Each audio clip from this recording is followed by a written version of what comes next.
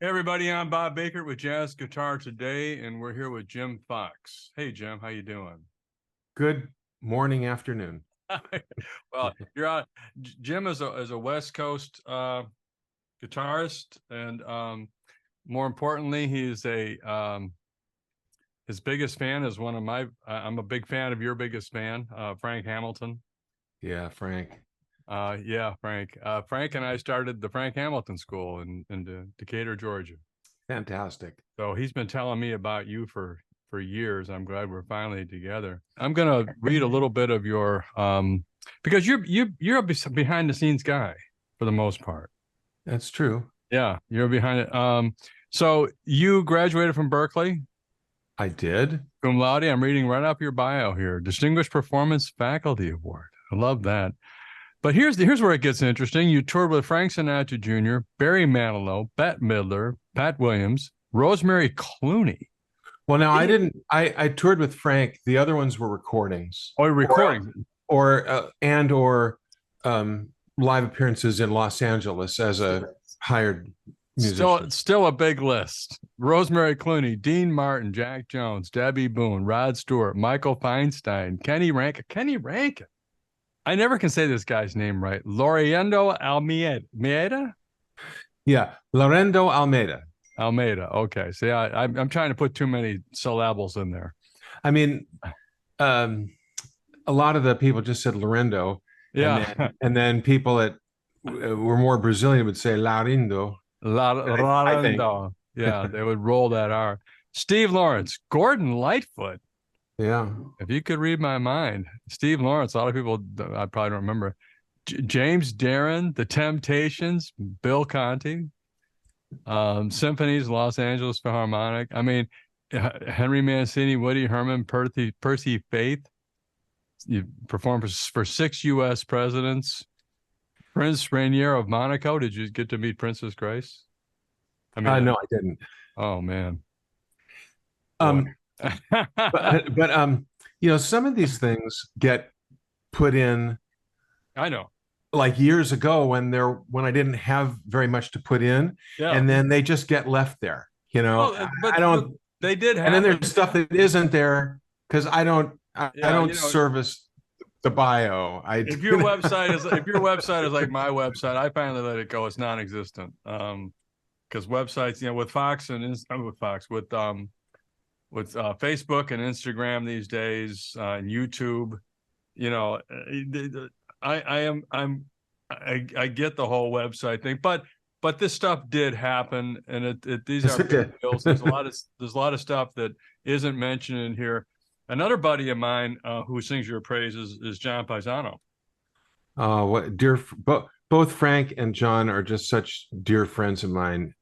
Um, but anytime you want to talk about Frank, I'll talk about Frank. I mean, what a remarkable man, what a remarkable musician, and what a great mentor he has been for me. Right.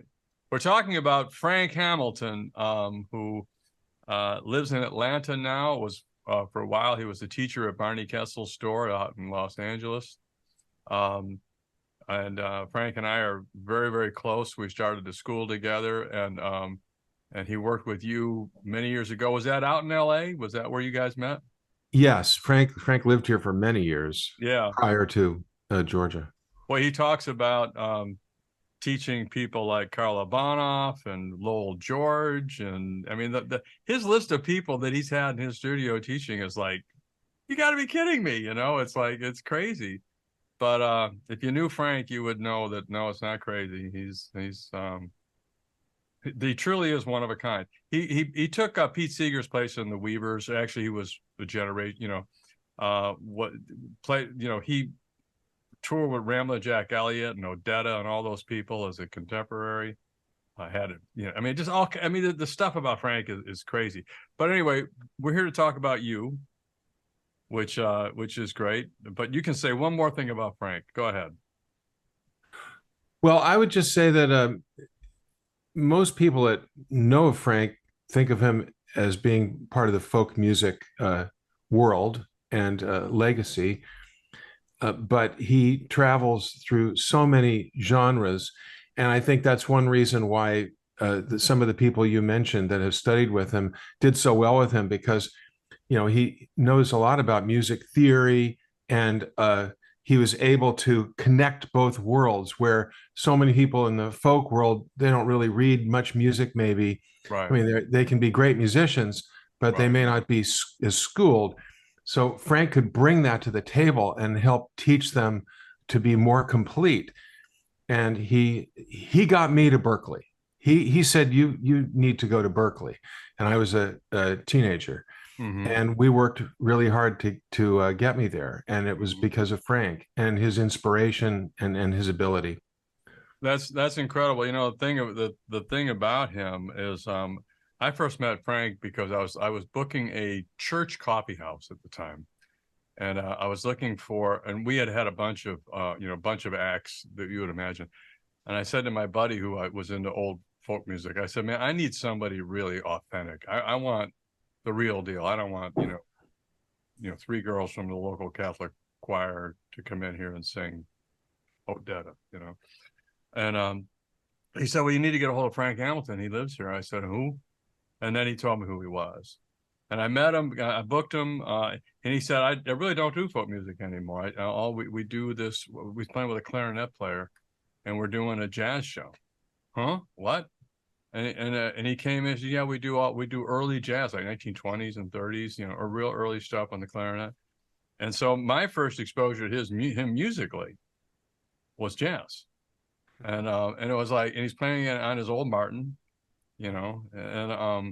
and he was incredible. And he obviously sings it too, and he was incredible. And I mean, his delightful personality comes across on stage. And just, I was just talking to a guy about him a minute ago. He said he is, well, I won't say what he said because people will accuse us of being a religious show, and trust me, it's not. But he was highly complimentary of Frank. This is a guy with a PhD in communications. He's pretty smart guy. Anyway, the long and the short of that is that he thinks the world of you as a player and a person.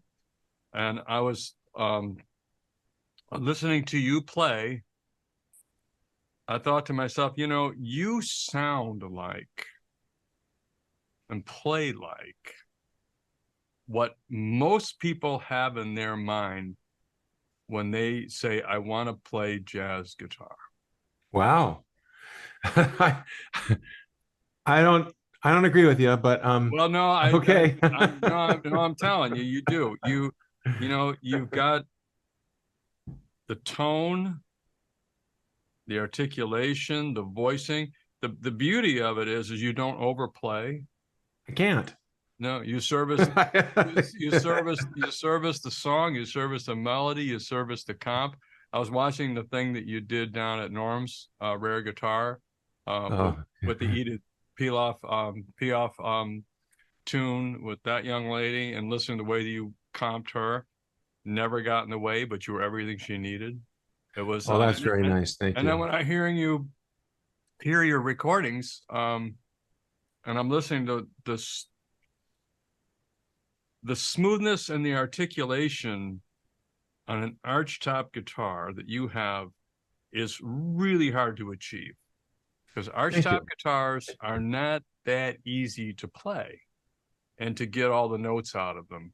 And you're not playing, dyads and triads. You're using pretty full chord voicings, if you will. I mean, I know those that falls into your music, but man, you play. I have no other word but masterfully. You play masterfully. You really do. Thank you. Thank you. Just in a reaction that's very kind. Um, the people that uh, I studied with or was particularly interested in really helped contribute to that. For instance, well, I studied with William Levitt at Berkeley. Yeah. Besides, Frank was earlier. Yeah. And I was always a big fan, among others, but Johnny Smith. Oh yeah. And certain things that both Bill Levitt and Johnny Smith taught are universal. Like one of the hardest things to accomplish on the guitar is to be legato, because when you're playing something and then you want to move to someplace else, the sound stops. So it you want to try to hold something as long as possible to make it legato, because that's the sound of the guitar. It's going to ring. The notes will ring out, and the minute you take your hand off, it stops. So Right. it's really easy for us to go instead of da da da da da. And the reward for doing that sometimes seems kind of subtle, but in the overall picture, you end up sounding more full and complete. More pianistic. And then if you want to play a short note or a short chord, it's your choice. It's Right. not because you're doing it out of habit or by accident. Right. So I think that that kind of thing, if you're thoughtful in the way you approach the instrument, uh, and you think about following the sound that you're hearing in your mind, and you try to achieve that, then you develop your own sound and you also get better. You know, it's interesting. I've been doing this for 5 years now. The magazine's been going for 5 years. And I haven't heard anybody say that. You know, most people, when they think of legato, they think of Alan Holdsworth. You know, they think of, legato lines, and pull-offs and all of that that's going on. But with the way you're describing it, you're talking about legato within, with chord forms, and the whole thing. I mean, the melody, the chord form, changing of the voicings, and all of that, and keeping something going. Actually, I think it can be applied to any style. It could be Doc Watson. It could uh-huh. be Eric Clapton. It could be Andre Segovia. It could be anything. It allows you to hear the instrument. It lets Right. the instrument do its job. You when you play the chord and you pluck or you strum, you've done your work. Now get the reward. Let it ring. Let's hear it. Let's hear the instrument. Yeah, no, I'm thinking, which doesn't happen very often. I'm actually thinking about what you're saying and how that applies to my own playing, and what I witnessed you do, and that's that's it. That's a big part of it. You do play that way. You do play very legato, and all you just create great tone. I mean, you can't play with that group of people that you play with, and play with symphonies and do all that kind of thing, unless you've got it pretty much figured out. Well, I don't have it pretty much figured out. I'm still chasing it, Well, we but all are. Yeah. I feel like I'm in the right direction. Yeah. Yeah. So I'm gonna ask you a question that, if you're when you teach, if you teach, when you teach, and all that, for people that want to listen, what are the top 5 things? I've gotten into this big top 5 thing lately. What are the top 5 things that you would tell guitar players coming up, aspiring to follow in the footprints of what you've accomplished? That's that's a big question to I know, consider. I know. I guess I just need to I react don't want you off to the think cuff. about it much. I just want you to just talk. Well, I think about every instrument, carries with it the study of its own kind of challenges that are just for that instrument. And one of our challenges as guitarists is that, it's really easy to play some stuff on the guitar, and then other things are a lot harder. So studying guitar takes a lot of patience, because when I did used to teach, I'm not teaching right now, students could come in and they could be really good at something, really good at blues, really good at rock, really good, whatever it was. But if they wanted to get better on the instrument with their sound and with their reading and with their cognitive skills in music, they had to have a lot of patience because they'd be playing stuff that's not as nice as what they already knew. You know, if you're already, playing great blues, then the idea of struggling through Twinkle Twinkle Little Star because you can't read it, it's not much fun. So I'd say one thing is you have to have patience with yourself and just do the work, and don't overdo it. Just do it regularly. Do a little bit every day, and you can still do the stuff that you find fun. You just mix it up. I would say, I would when I my practice regimen, particularly when I was in school and younger, would be I'd get through the hard stuff and I reward myself with the fun stuff. So I'd start, like with scales, arpeggios, etudes, reading and stuff, and then I'd play at the end. I'd just play stuff that was fun, and by that time I was warmed up too, so I played it better. So that would be one thing. That's a big thing, though. I don't know if I have any. That's huge. I don't know if I have any other things. What are the 5 things? I don't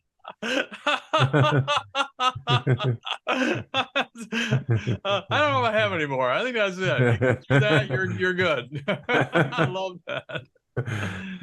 All right. Well, try. What do you got for number 2?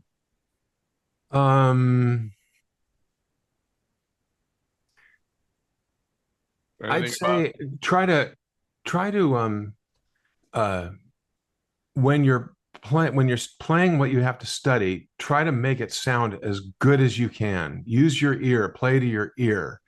I think every musician has a sound, their own sound, and you have to find it. And I think we can all agree, because I've heard this said by so many people, and I agree too, that it doesn't matter what instrument I'm playing on, if it's a cheap guitar or a really expensive guitar, or I always have kind of an inherent sound that's me. And it's because I'm playing to my own ear. I'm playing to what I hear.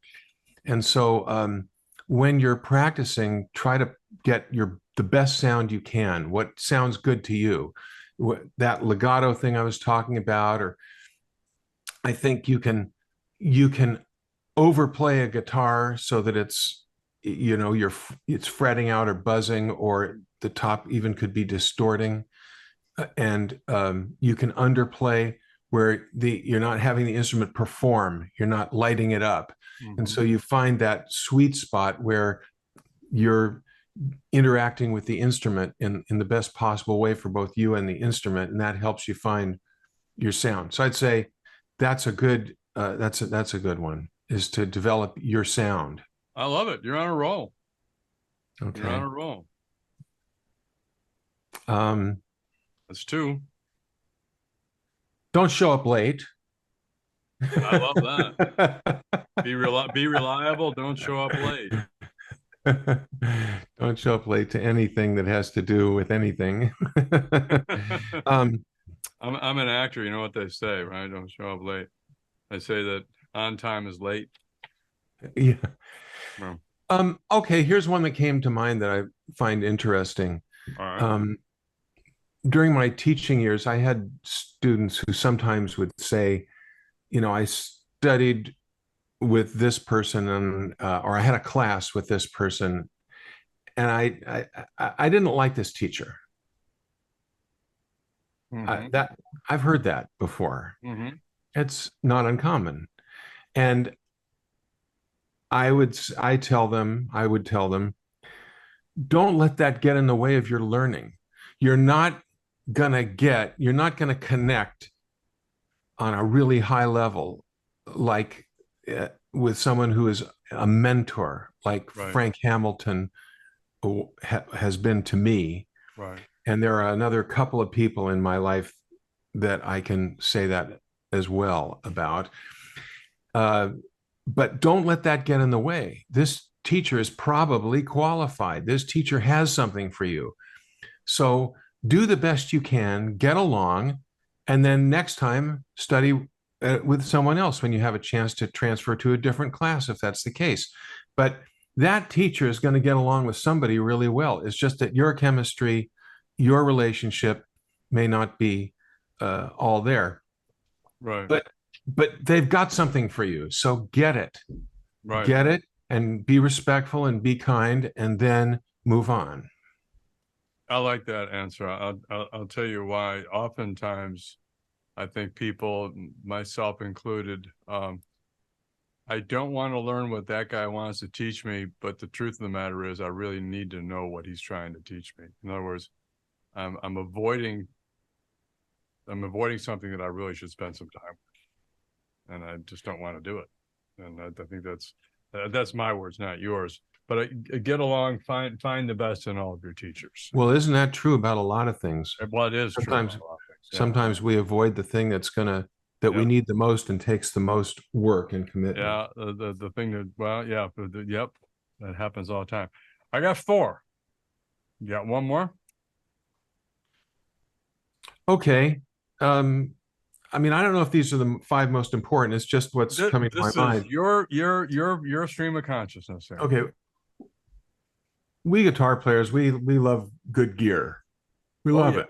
You know, I mean, whatever, is your thing, maybe, you love great electric guitars, or you like pedals a lot, or you like amps a lot, or, and you like all this stuff. But you got to remember that these instruments, they don't play themselves. And so we like those things, and those are nice rewards for our work that we put in.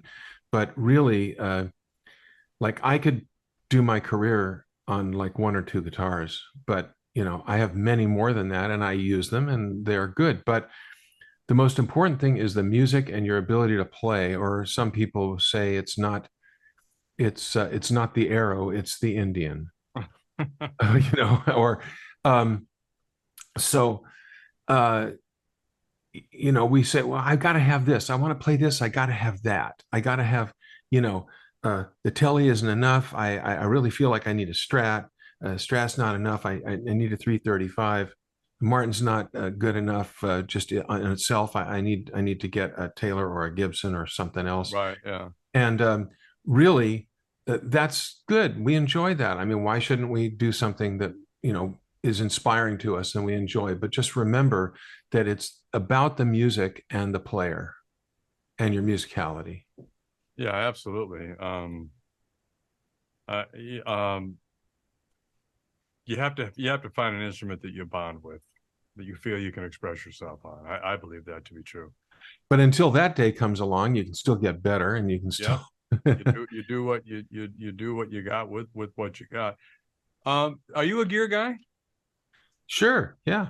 You like gear? I do. I've gotten to be less patient with, like, I don't like to sit around and tinker with things anymore. I've been through a lot of generations of particularly electronics, for doing studio and show work and stuff like that. Right. I've had, so now I have a simpler approach to it, but I do enjoy having the choices that I have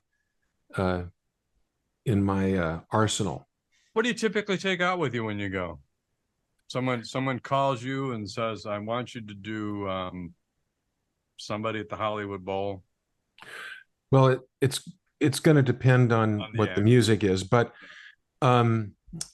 if it's going to be kind of a traditional standards swing orchestral, I'll probably have an arch top.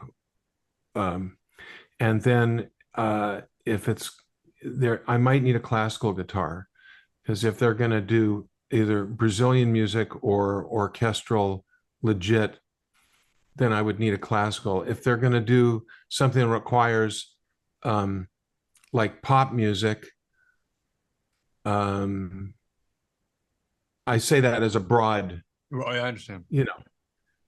I might need a flat top. And then if it requires electric, well, now I've got to think about this, because you need something that's going to handle their style. I mean, it might be a Stratocaster or a Telecaster or a Gibson. Hmm. Um, Personally, I tend to lean toward single coil pickups more than humbucking pickups. But if I want to get that humbucking sound, I got it. Right. But I like the clarity, even with overwound single coil pickups. I still prefer the clarity and the range that is available in that style pickup, I would say. The dynamics is what I like about single coils. They're much more dynamic than a humbucker is. Like even on the archtop pickups that I have, the floating pickups, they are single coil. And it's unusual. I mean, the old ones, the DeArmonds were single coil, but the ones that are available today are largely like mini humbuckers, and Right. I really prefer a P90 kind of sound Right. for that. Or the Charlie Christian pickups are very popular with a lot of people too. P90s are great pickups. They just are. They're just great pickups. I think because they were plastic and the uh, humbuckers were chrome or nickel, they were cooler looking, I think, for a lot of people. Not anymore because we've come to associate P90s with the tone. But I think that when they first came in, they were a sleeker look, I guess. But in terms of just raw tone, uh, they can be noisier. That's they the thing. definitely can be. There's no question. But if you shield them, Hmm. you can shield the pickup and you can shield the wire. Right. Um, then that helps a lot. Sure. Um, this pickup was made for this guitar by John Carruthers, and Now, what he what called, is that? he called it a C90. A C90. Yeah, for Carruthers. What guitar is that? I'm looking at what This is a Steve Gilchrist guitar. guitar? Wow, it's And beautiful. so he made this pickup for this guitar, but he's shielded it. But if I get in a situation where the electricity is really noisy, I do have to play a few games, but usually it's okay. Can you show us that guitar a little bit? I mean, what with the top, back, sides? Well, that's his signature. Yeah, it's got the L5 chalice in there. Yeah, he's got the flower pot on this one. I Yeah, think he's stopped using it though because there was a licensing. a brouhaha. Gibson didn't bother him for a while, but I think they got a little more picky.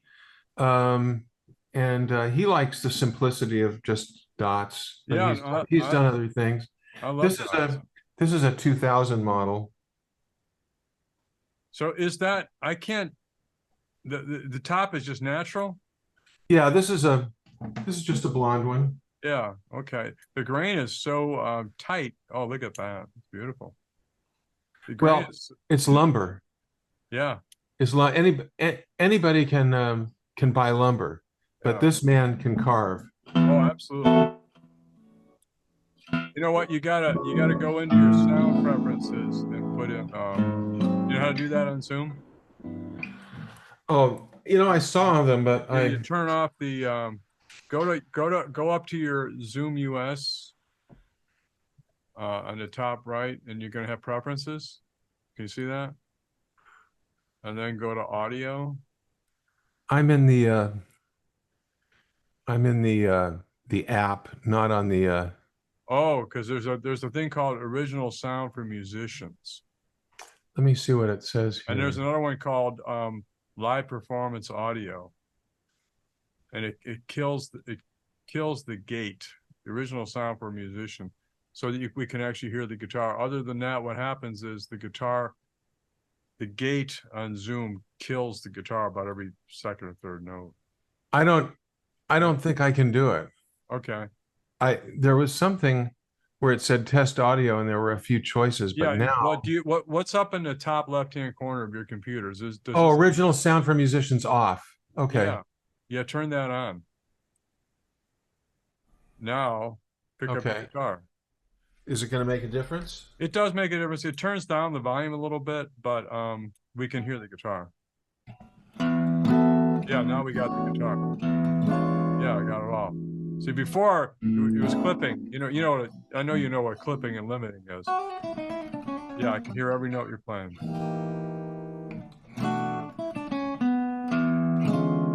Oh yeah.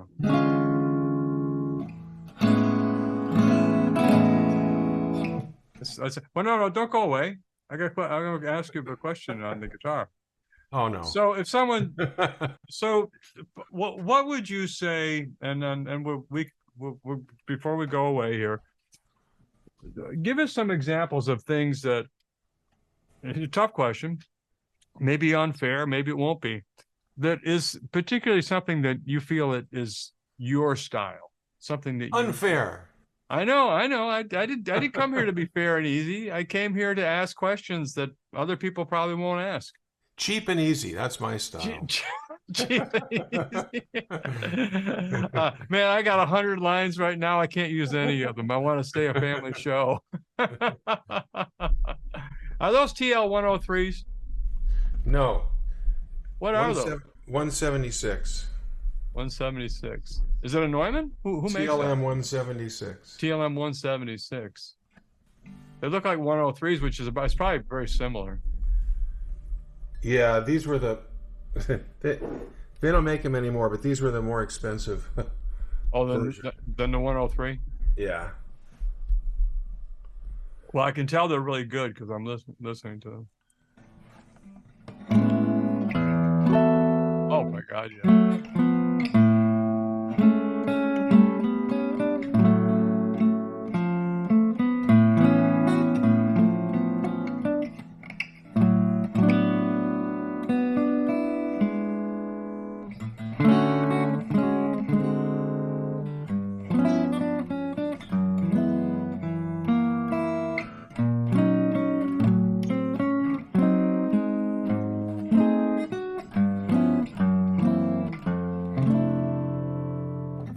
Wow, listen to that low note coming out of that guitar.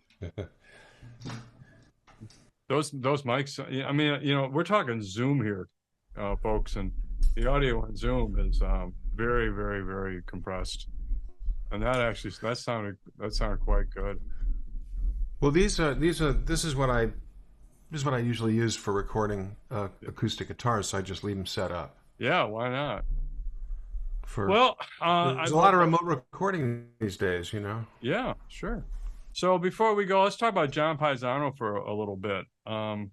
Okay. Do you talk to John much? Do you see him? I do. How's he doing? He's well. He's 92. I interviewed him about 2 years ago. 92, 93. I would imagine, yeah, he's in there somewhere. But I interviewed him. I think he had just turned 90, and it was such a pleasure to actually interview him regarding Guitar Night. Is what we spent a lot of time talking. Is there any John Paisano story you'd like to relate to us before we call it a day? Well, John's a very dear friend and has a big talent, and and he's helped a lot of us in the LA guitar world because of Guitar Night. He helped us play together and meet other people, and he's a wonderful musician and a great accompanist. He was Joe Pass's favorite guy to play with, and he accompanied Joe, and of course Peggy Lee and many others, and he was in the Tijuana Brass and wrote a lot of those songs. I know. A good number of those songs that were big hits, and he's just been a proponent of all the guitar players in LA, and he's just a good friend to all of us. but we are very close, and his wife Jeannie is a very talented singer, and we worked a lot together with Gene. Uh-huh. They when they play together, they call themselves the Flying Pisanos. Yeah, I know. I got to be a, a guest with them quite a bit. We did a lot of gigs together. And I would say one thing that was really fun was watching them work. I would just stay out of the way in the beginning of songs. I just wanted to watch their dynamic, Uh-huh. because John has a way of letting things come to him Right. and not playing them always the same way, and just letting them, and he's just patient with himself, and Gene listens and they work it out, and then once they kind of got what they're going to do, then I would kind of jump in a little bit. Well, He's you're very yeah. intuitive that way. I think that shows up in your style, actually. I think you seem to exhibit that as well. I think you let things Well, I go. steal from the best. If I I stole that from John, there's I'm there's nothing wrong with stealing from the best. There's nothing wrong with that at all. And if you're gonna have someone to inspire you to play in a certain direction, I can't think of anybody better. Um, he's such just a nice man. You know, he is. I think he invited me for pizza or pasta or something like that. He, I he don't likes to he likes to make pizzas, and he's good pizza. at it. Yeah, And he's really good in the kitchen. I said, John, if I next time I'm out on the West Coast, I said I'll take you up on that pizza. God I remember willing. when he made a guitar shaped pizza for Bob Benedetto. Oh man, yeah, yeah, I can see that. Well, listen, Jim, I want to thank you for sharing your time with us today. Is there anything coming up for you that you'd like to talk about? Recordings or live performances or anything like that? Well, I've been quieter during and since the pandemic. I am working. Hmm. I've got a little uh, jazz club thing this weekend with a talented vocalist and Donna Dewson at a place in Ventura called The Grape. But things come up and I do them. I'm Hmm. I'm not promoting anything, or just trying to keep my chops together. Well, I And think you've got that figured out. Yeah, the reason I enjoyed what you were doing so much is because you you were playing if I was doing your thing, if I was doing that style, you're the way I would want to play. oh well, that's very I kind. mean, I mean that's because you're not overplaying, you're not underplaying, you're playing intelligently, servicing the song. You're doing it just the way that I think it should be done, and I think that's kind of what I'm trying to do on the other end here. Well, I like your message in that you're being authentic to yourself instead of trying to do a lot of other stuff. And I do think that's one of our pitfalls on guitar. I mean, we have so many choices and we want to do so many things, and then somehow it gets lost and we don't have our own sound and our own identity because we're so busy chasing everything. It's funny you say that because how many times have you gone into like a jam session, something like that, and a guy takes a solo, and you just heard every riff he knows? It's like the Jackson Pollock of guitar solos. It's like every lick he playing them all in the same song, all in those 8 measures or 12 measures or whatever, and it just doesn't. It's a whole lot of stuff, and you go, wow. I mean, technically you might, but it's not music, and it's certainly not talking to me. And in acting, because I'm an actor, in acting, we talk about being authentic, and it's and authentically communicating, eyeball to eyeball, Meisner technique, and it's not any of those things. Well, I think you got to think about where that comes from in order to have a good solution. In Right. other words, instead of uh, just being critical of that, I think that you have to say we all want to do our best, and when we're struggling, we tend to throw everything at it. And so sometimes we have to learn to sit back and just play one note, play a couple of notes, and Right. see where that takes us instead of getting anxious and nervous and then throwing all the licks that we've memorized out. Right. There's a great Scott Henderson out there, Oh, yes. West Coast guy.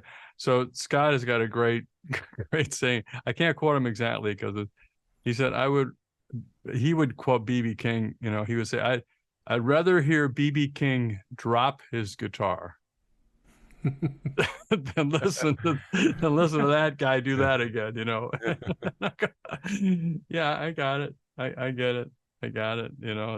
Scott's a character. Yeah, yeah, talented man. Yeah. Oh, And absolutely. funny. Absolutely. Well, I want to thank you for your time. Thank you Well, for coming on thank today. thank you for having me. It's really been fun. Yeah, It's yeah. been rewarding, Well, thank you. and I appreciate all the things that you say because you've got a really good head on your shoulders. So Well, thank thank you. you, House. So, Bob Bakert with Jim Fox for Jazz Guitar Today. Thank you, Jim. Have a great day. Thank you. Bye bye now.